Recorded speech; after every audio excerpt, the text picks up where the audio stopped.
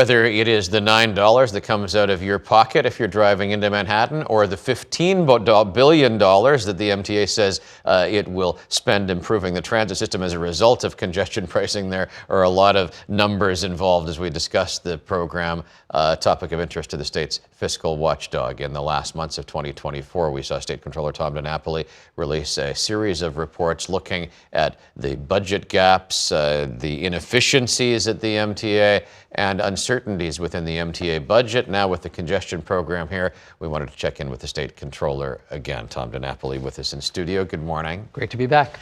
The congestion pricing program was in question, I think, until the final hours with some of those legal challenges. It is here now. The toll revenue is being collected. What were your thoughts as the program went into effect? Well, for a long time, as you said, we identified the funding gaps, particularly with the MTA's capital plan. And what I've said in the past, I'm sure on this show, is whether you like congestion pricing or don't like it, the MTA needs the money for the capital plan. We don't want to have the system fall into a state of poor repair.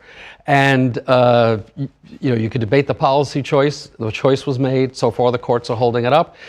It's a lot of money, but it's not so much money that it solves MTA as a problem. No, not at all. I mean, as we were mentioning before we went on air, the MTA has a new capital plan that has a funding gap of $33 billion. So, the congestion pricing is going to leverage money for bonding to deal with the current capital plan, but the new one, which is also up in the air because you saw the Capital Review Board rejected it, right? So that's going to get into the discussion with the state budget about for the next capital plan for 2025, 2029. So this discussion of MTA and how we fund it, it's not going to be off the table just with congestion pricing being implemented. The reaction of drivers is very predictable. You're taking $9 out of their pocket, they're not happy about it, but then you scratch the surface on that interview, and a lot of them come back to the same point, which is that even if the toll is a good idea in terms of productivity and people not being snarled in traffic, you have this issue that the money's going over to the MTA, and they have not seen evidence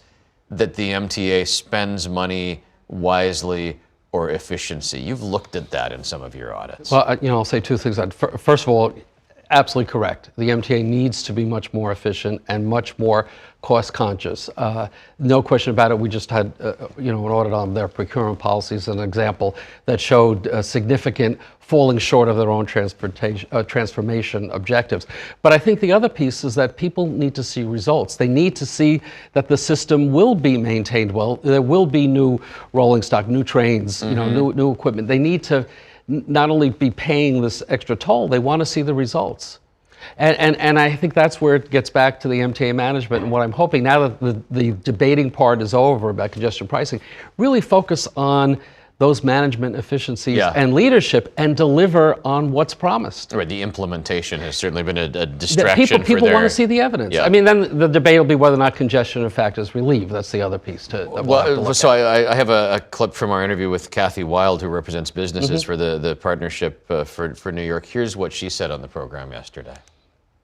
We have to keep our productivity up, which means people in New York, workers in New York, accomplish more in less time.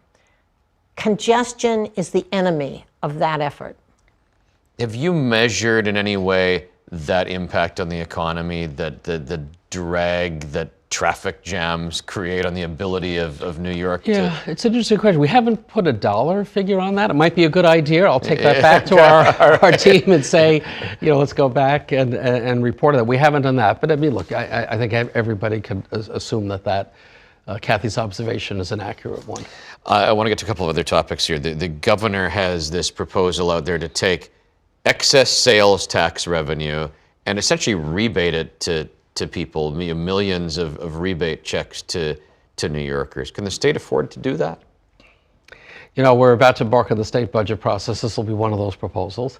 The state could do whatever it decides, and if there's not enough money, then often what happens is, right, taxes are raised, or we go into debt to fund some of these programs. Look, the tax revenue has been coming in higher than projected, and that's good news. But there's always a temptation to spend all the money that comes in, and the issue I think always needs to be not just short-term spending priorities, but long-term, how do we keep our state budget in balance? And we do have out-year budget gaps. I think the governor's responding to the concern that everybody has for affordability, and she's trying to provide a break for people. You also saw her talking about expanding the child tax credit as well, trying to deal with some of the issues of particularly people on the lower end as far as costs in the state and deal with the poverty challenges that we have. I think in this legislative session, you're going to see a number of proposals, not just from the governor, but from the legislature as well, to deal with making it a little more affordable to be in New York. No, I think the election in November sent a clear message that people are feeling you need the to pinch deal with on that. But people could debate whether or not getting an extra $300 or $500 is really addressing the core problem of the cost of living here. A quick other thing, your office put out an advisory just letting people know that you give somebody a gift card at Christmas, and if they don't spend it right away, it gets put into a drawer, and it really adds up. It could expire, you could lose track of it, and when it adds up, it becomes unclaimed funds turned over to the Comptroller's office, and we hold on to it unless you claim it. So we always say to folks, first of all, use the gift cards, number one. Number two, if it's from a major retailer, register the gift card, because then if it does get turned over to our office as unclaimed funds, you can then track it back and we can refund that money to you. Thanks for coming in this morning. Good to see you. Happy New Year. Thanks for watching our YouTube channel. For more stories in your communities, click the subscribe button right here. You can also download our app or watch us on TV for the latest news and weather updates every 10 minutes and more. We'll see you then.